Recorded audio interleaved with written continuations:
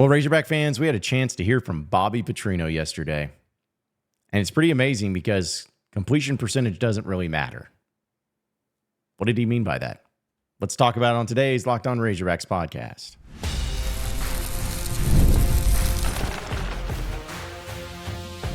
You are Locked On Razorbacks, your daily podcast on the Arkansas Razorbacks. Part of the Locked On Podcast Network, your team every day. And welcome into Locked On Razorbacks podcast. I am your host, John Nabors. I am also the host of Inside Arkansas Live, which you can catch every weekday starting at noon on Inside Arkansas and InsideArkansas.com. Today's episode is brought to you by Gametime. Download the Gametime app, create an account, use code LOCKEDONCollege for $20 off your first purchase. Terms do apply. Hope everybody's having a wonderful Wednesday as we are continuing on to be 15 days away, which we'll talk about, of course, at the end of the podcast here today in the final segment. But man, Bobby Petrino, right? Those of you who are giving me a hard time about this, which is fine. I mean, I'm for it, but it's so funny for me to see the craziness that goes on with Petrino being back. Like, it's the number one thing I get asked about if I go on another radio show, if I do another interview or whatever. It's constantly being asked, and I love it. Like, I mean, I really do. I love the attitude. I love the fact that that's the intrigue because, as we've talked about many times, the success of this team this year feels like it's going to be hinging a lot on what the Razorback offense can do, what Taylen Green can do, and can they limit the mistakes but be able to make the plays? You know, there's a lot of potential there. There truly is. And so anytime that we get a chance to hear from Petrino, it's always kind of special.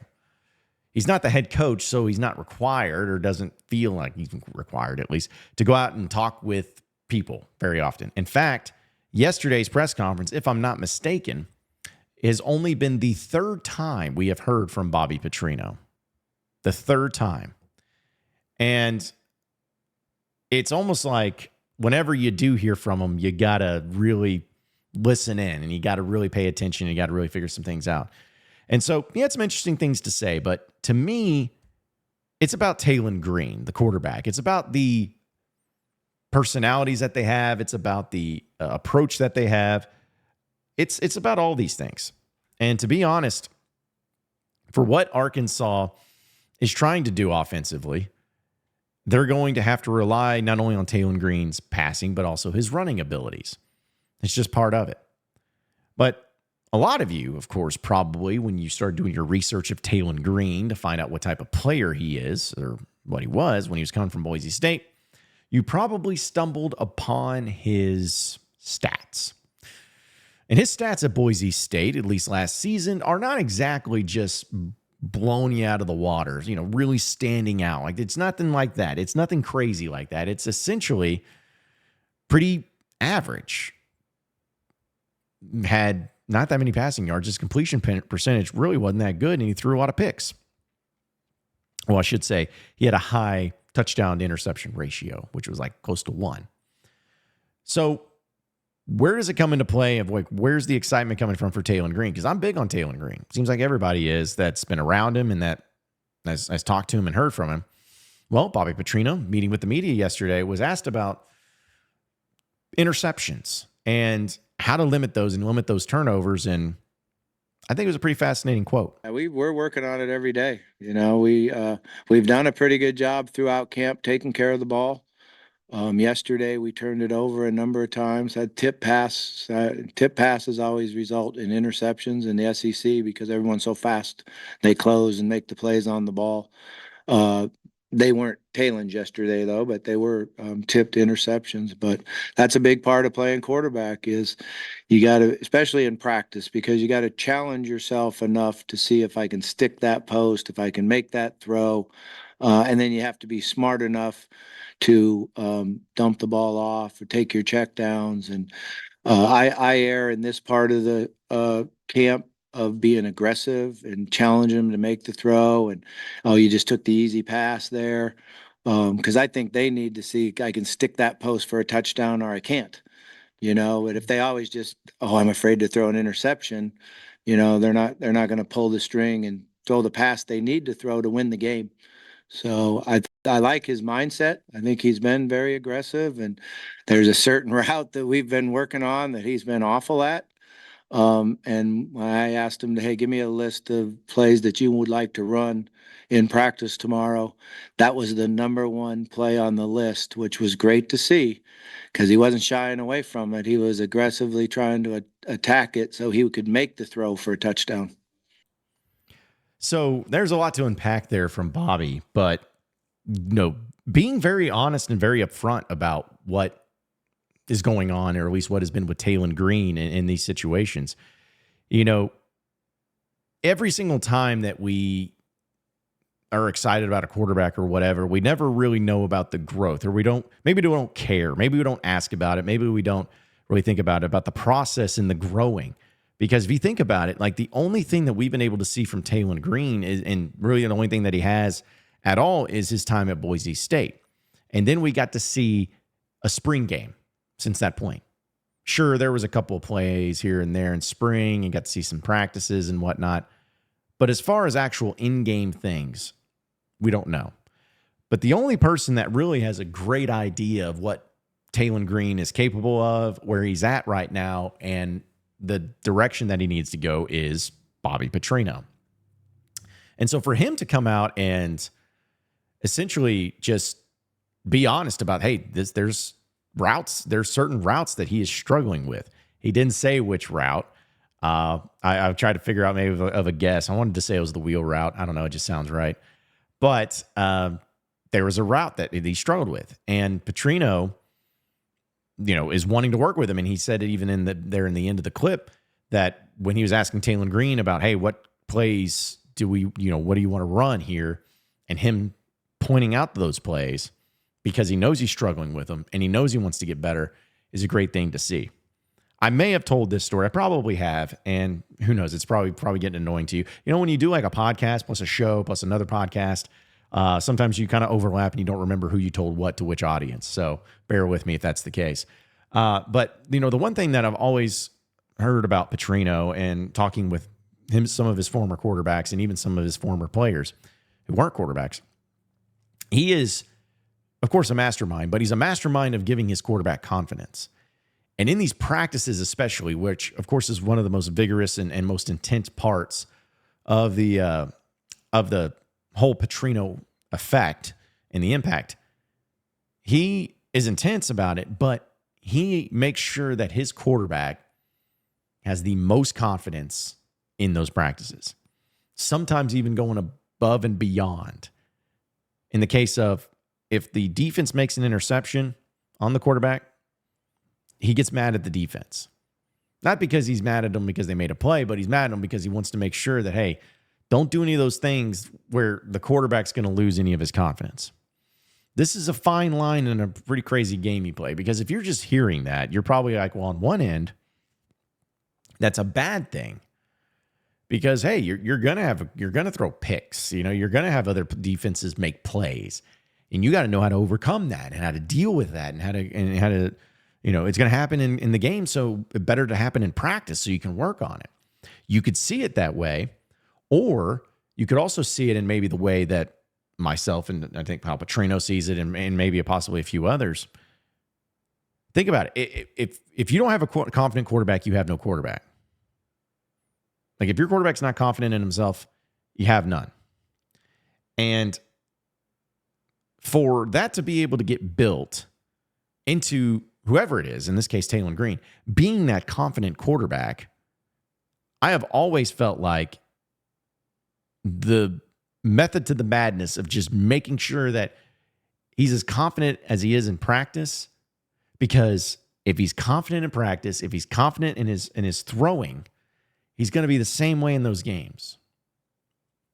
And if you have a plethora of play calls and you have wide receivers that can run certain routes beautifully and matchups, and which Bobby's a great tactician at putting together all of the different play calls and playbooks that he'll have going up against a lot of these teams in the SEC or whatever. But imagine if you're Petrino and you're like, okay, I know about this defense and I know this play is going to work because we have this wide receiver that's going to run this route and this wide receiver that's going to run this route, and both those guys are going to cause this, and then they're going to be able to hit it for a big gain. Imagine he has it all planned out. But yet his quarterback doesn't have confidence in himself to hit the simple wheel route.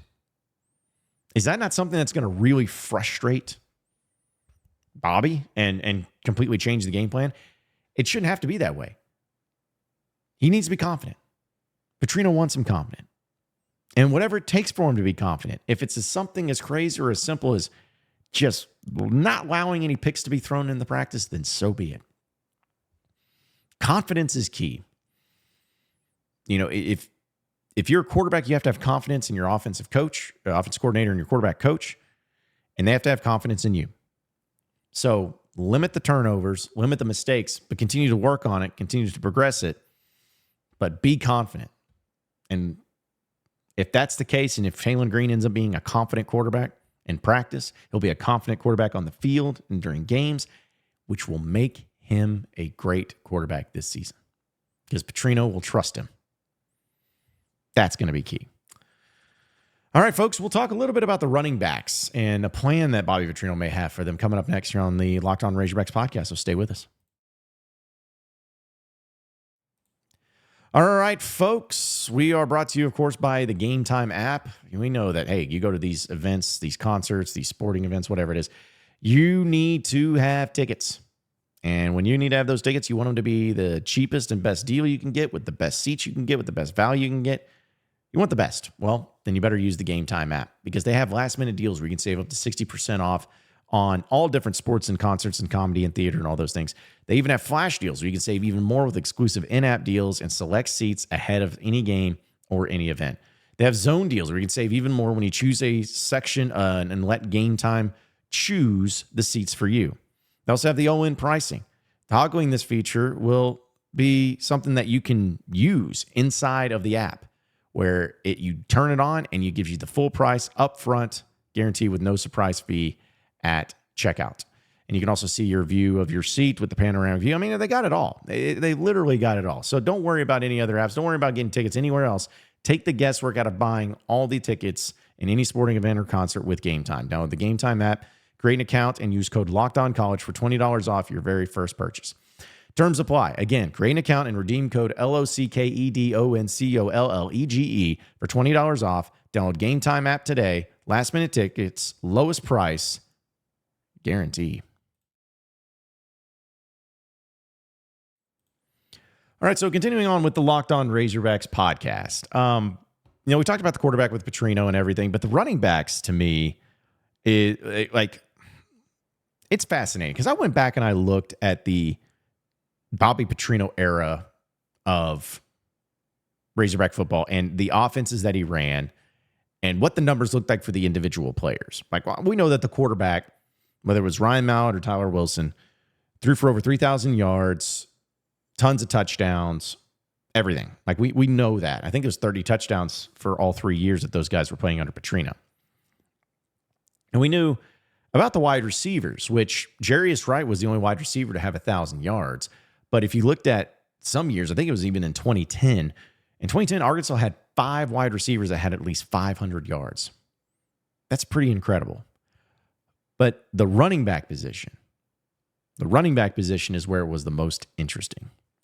Because only once, I guess, technically twice, because I think Michael Smith did in his first year, Bobby Petrino. But you only had 2,000-yard rushers when Bobby Petrino was coach. And in 2009, you had Broderick Green lead the team in rushing, and he was only right there like 400 some odd yards, 500 some odd yards. Not a whole lot going. And then when Niall Davis got hurt in 2011, they kind of left it up to Dennis Johnson and Ronnie Wingo and Broderick Green and everything. And so you still didn't have a 1,000-yard rusher. You had some good rushing there, but not a whole lot. But also you had some guys that were known more so of in the passing game. Like, yeah, they could run the ball here and there and they could do some things with it, but they were also able to come out of the backfield and make some big plays, make some big catches. The 2010 Ronnie Wingo wheel route, is one of those examples. Sometimes the screen passes to Dennis Johnson were very effective. They're whether it was dumping off in the flat, there's so many different things that were done in the passing game to get the running backs involved. Some of them were better than others, and that's what was pretty fascinating. Ronnie Wingo, for instance, Ronnie Wingo never really broke out into the way of a classic running back. He had a couple big runs here and there. I think his freshman year against Texas A&M in 2009, he just went crazy for like 70 yards against him on a big run there. But other than that, it really wasn't anything. He was a 4-star running back coming out of high school and all that. But, man, he made some really good plays in the passing game. Again, I mentioned the wheel route, but he had other plays too. In fact, he was a master of the wheel route. They did it a couple times. But in the case of 2010, he actually, of all the running backs, led the running backs in receptions and in receiving yards. But yet, he wasn't a running back that ran the ball very much compared to the other ones. So the reason I'm bringing that up is because you have, not trying to compare the running back rooms, but you have a few guys that have different strengths on this team. I've talked about Jaquindon Jackson, but like even a guy like Tyrell Reed, who's getting a lot of pub, even Bobby Petrino kind of compared him to Dennis Johnson, which is a huge compliment because I think Dennis Johnson was one of the more underrated running backs that Arkansas ever had under Petrino. But because of his size and strength and speed, he kind of reminds him of him. Or not only just Tyrell Reed, but Rodney Hill. These are guys that are getting thrown around and getting mentioned that you're just like, well, maybe there's actually something to them. Maybe it's not just Jaquindon Jackson and Rashad Dabinian. Because frankly, those are really the only two, and I guess Braylon Russell as well in the spring that really got some run in there. And I haven't heard much about Rashad Dabinian at all. And I don't think that's a bad thing. I'm not trying to say it's an insult or anything like that. And I assume he'll probably play some, but it's kind of crazy to think about. But still, a lot of time to get to that point. But you may see something similar where Jaquindon Jackson may be the guy that leads the team in rushing. He may go for 1,000 yards. But maybe you see Rodney Hill lead the team lead the running back room at least in receptions and receiving yards. Maybe you see Braylon Russell be the guy that scores the most touchdowns as a running back because he's always in those short yardage situations. And, maybe you see one of these other guys step up that you may not know too much about. But the point is that all the running backs are going to have serve a purpose. Bobby Petrino is not about like just having a one downfield back and that's it. He's going to find different ways to be effective. And he's going to find different strengths for these guys. But also, too, and I know he's not a running back, but I did want to mention this before we move on. Monty Harrison, the former Major League Baseball player, the guy that played for the Royals, the guy that's like, almost 30. I'm not saying it was a joke when he was coming on, but I did think, I was like, all right, well, that'd be kind of cool if he played, but he probably won't. According to Petrino and according to everybody else, he might be somebody that actually legitimately is a part of this offense and a part of this team. Like, legitimately. I know it's crazy to think about, but hey, if it keeps working, if they keep finding ways to do it, and if he can be a part of the offense and be effective, not only will it be a great story, but it'll be a great season for Arkansas. At least a lot of fun to watch offensively. We'll see. But we will talk about being 15 days away here on the Locked On Razorbacks podcast, so stay with us.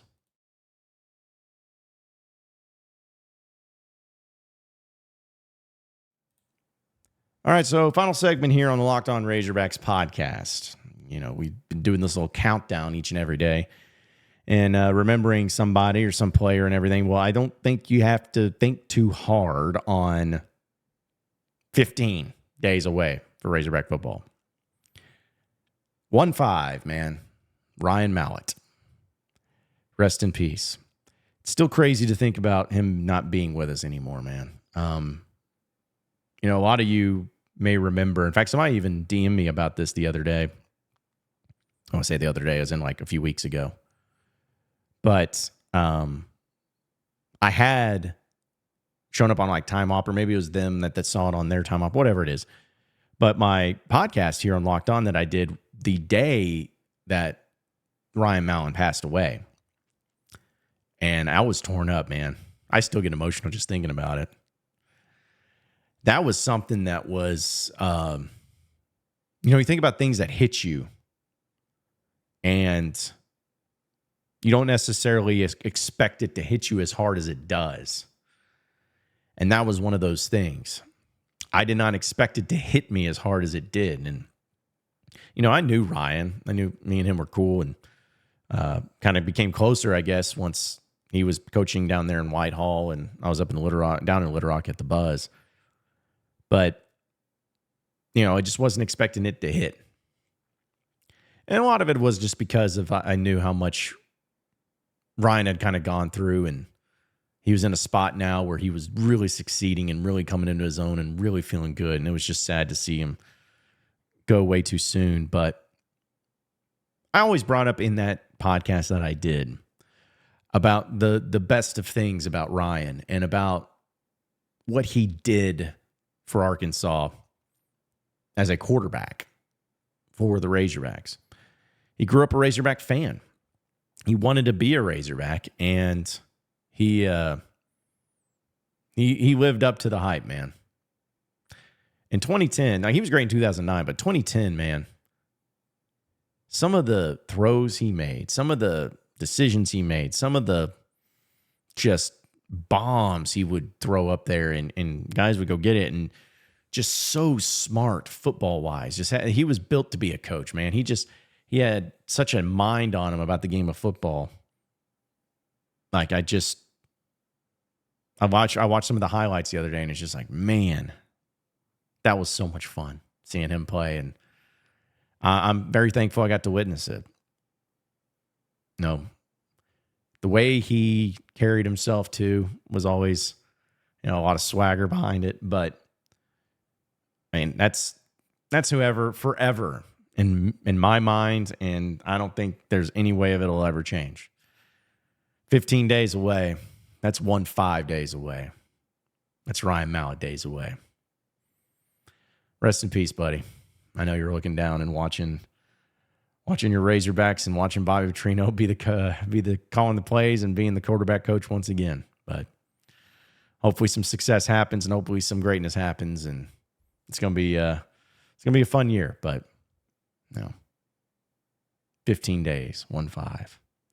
Appreciate all of you listening in and watching into the Locked On Razorbacks podcast. Be sure to like and subscribe to the podcast on iTunes or on Google Play. You can also get after me on Twitter at John Nabors Show for any questions, comments, concerns that you may have. We'll keep it going from there. Same podcast time, same podcast channel tomorrow afternoon. Have a great day, everybody. We'll see you then.